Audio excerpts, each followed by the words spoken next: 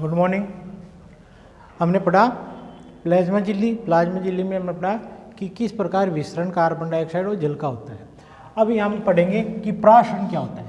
कोशिका में सबसे महत्वपूर्ण क्रिया होती है प्राशन की, और इसके द्वारा ही कई क्रियाएं संपन्न अति आवश्यक है। भोजन भी होता है कईयों में जल के साथ पोषक पदार्थ भी लिए जाते हैं। तो प्राशन होता क्या है? जब जल के अणु कोशिका है और ये क्या है? केंद्रक। ये केंद्रक है और ये प्लाज्मा झिल्ली। जब जल के अणुओं की गति वर्णात्मक पारगम्य झिल्ली यानी प्लाज्मा झिल्ली के माध्यम से जड़ों के द्वारा होकर के जल के अणु जाए या बाहर आए तो उसे क्या कहेंगे? पराशरण। क्या कहेंगे उसको? पराशरण। अब पराशरण 3 तरह से हो सकता है, इसमें अलग अलग कंडीशन देंगे। पहले कंडीशन देखते हैं, हम एक क्या लेते हैं? पात्र लिया हमने। क्या लिया? पात्र लिया। इसमें हमने क्या डाल दी? जल। क्या डाला? जल। और इस जल के अंदर शक्कर या नमक मिला दिया कुछ मात्रा में। थोड़ी मात्रा में जल में हमने क्या मिलाया? नमक व शक्कर मिला दिया। तो इसमें जल की मात्रा क्या है? अधिक। तो हमने जो माध्यम विलयन लिया है, ये माध्यम विलयन है, माध्यम विलयन। और यहां एक हमने क्या ली? कोशिका। ये कोशिका ले ली। 2 चीजें ले ली, जल जिसमें शक्कर या नमक मिला हुआ है और जिसमें जल की मात्रा क्या है? अधिक। यहां जल की मात्रा क्या है? अधिक, यानी जल की सांद्रता अधिक है, जल अधिक मात्रा में है। जबकि कोशिका के अंदर जल क्या है? जल की सांद्रता क्या है? सांद्रता क्या है? कम है। जल की मात्रा कम है। अब देखो यहां जल की मात्रा अधिक है, कोशिका के अंदर जल की मात्रा क्या है? कम। तो जल का गमन किस ओर होगा? किस ओर होगा? जल का गमन किस ओर होगा? उच्च सांद्रता से निम्न सांद्रता की ओर। तो जल कहां जाएगा? जल विलयन से किसकी ओर जाएगा? किस में जाएगा? कोशिका में। किस में जाएगा? जल विलयन।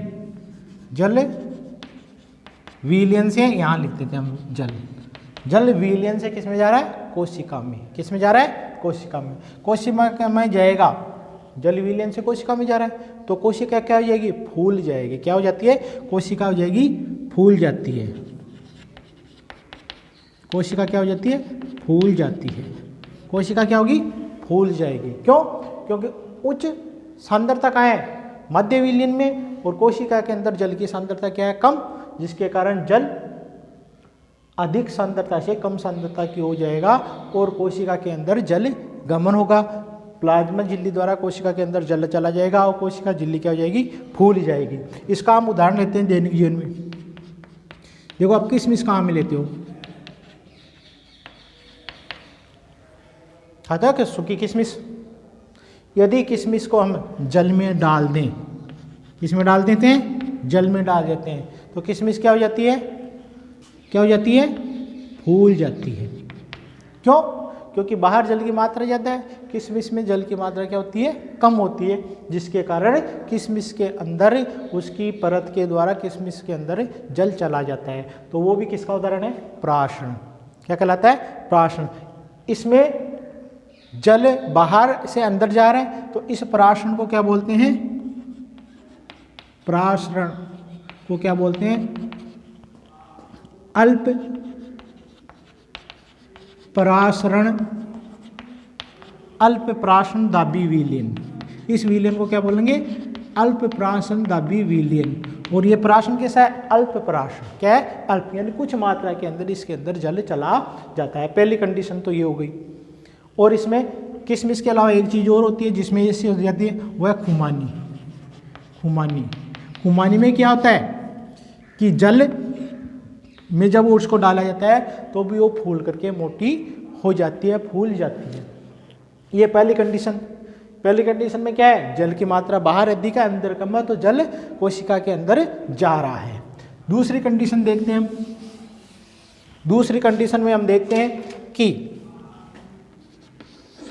वही हमने एक पात्र लिया, वो एक हमने क्या ली इसमें कोशिका। अब जो जितनी सांद्रता कोशिका के अंदर थी, मध्यम विलयन जल लिया हमने और एक कोशिका, जितनी सांद्रता कोशिका में थी, यानी जल की जितनी सांद्रता कोशिका में है उतनी सांद्र वाला विलयन लिया। दोनों की सांद्रता क्या है, बराबर। क्या है, बराबर।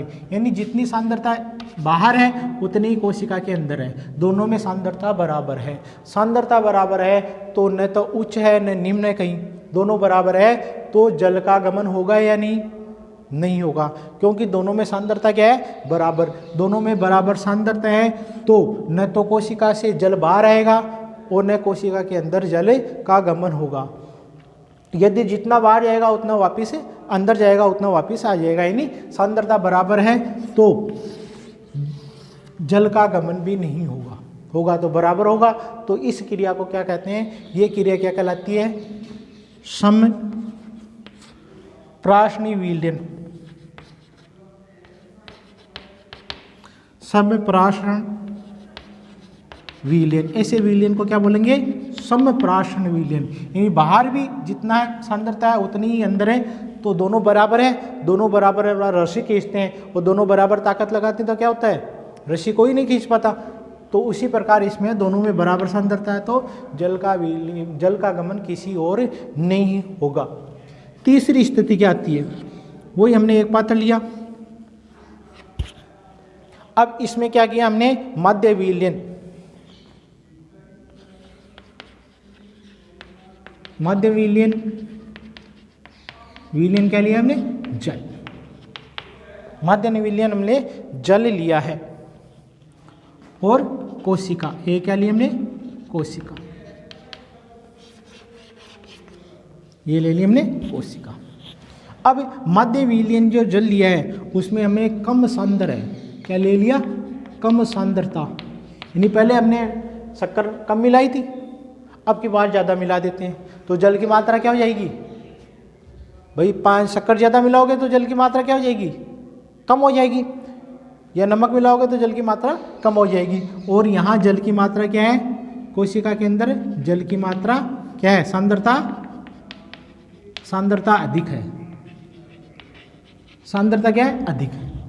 तो क्या होगा, जल की सांद्रता क्या है, यहाँ जल में क्या है, तो जल की सांद्रता क्या है, कम। वो कोशिका में सांद्रता क्या है, जल की अधिक। तो कोशिका से जल कहाँ आएगा, कोशिका से जल क्या जाएगा, क्या आएगा, अंदर आएगा या बाहर, क्या आएगा, बाहर। क्या जाएगा, बाहर। तो जल कोशिका से बाहर आएगा, क्या आएगा, कोशिका से बाहर आएगा। और इसे बोलते हैं अतिप्राशन। इसे क्या बोलते हैं,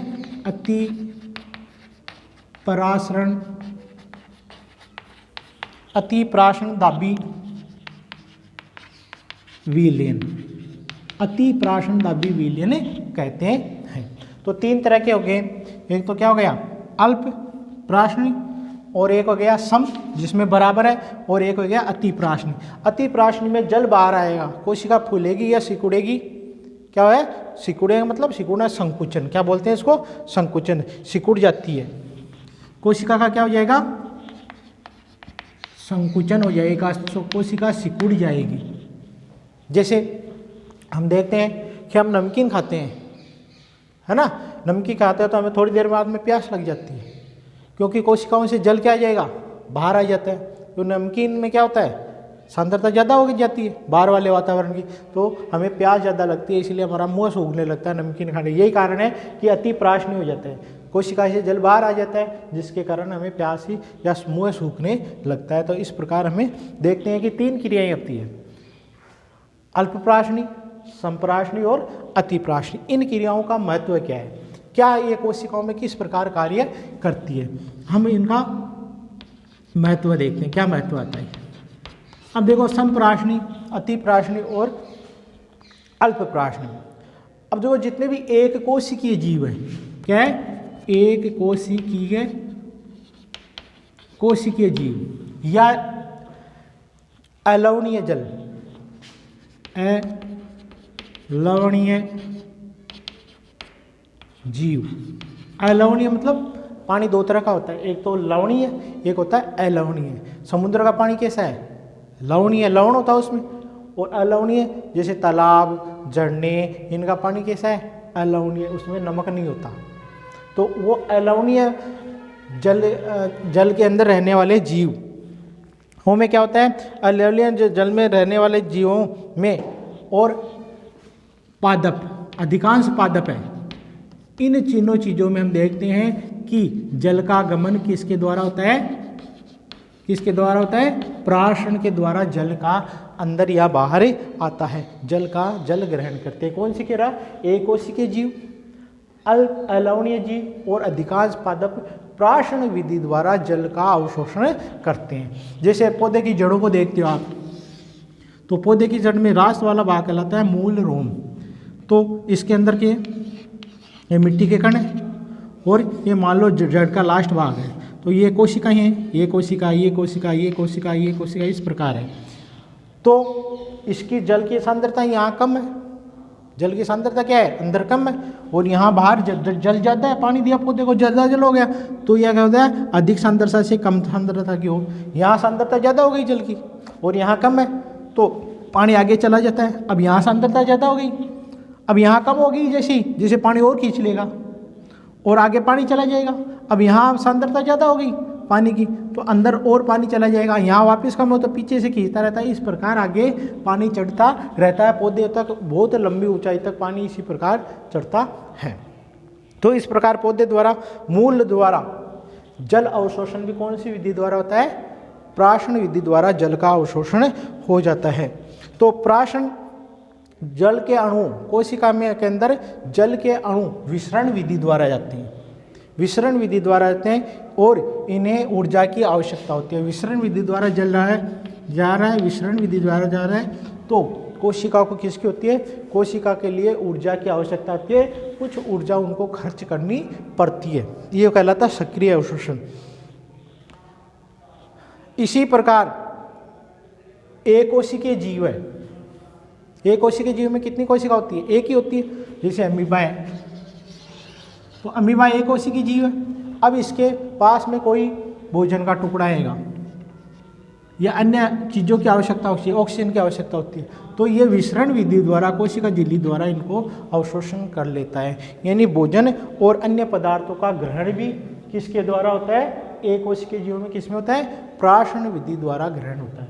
और पौधे में तो भोजन प्रकाश संश्लेषण द्वारा बनते हैं। तो जितने भी कुछ क्रियाएं हैं एक कोशिकीय जीवों में, भोजन और अन्य पदार्थों को ग्रहण करने की क्रिया प्राशन द्वारा होती है।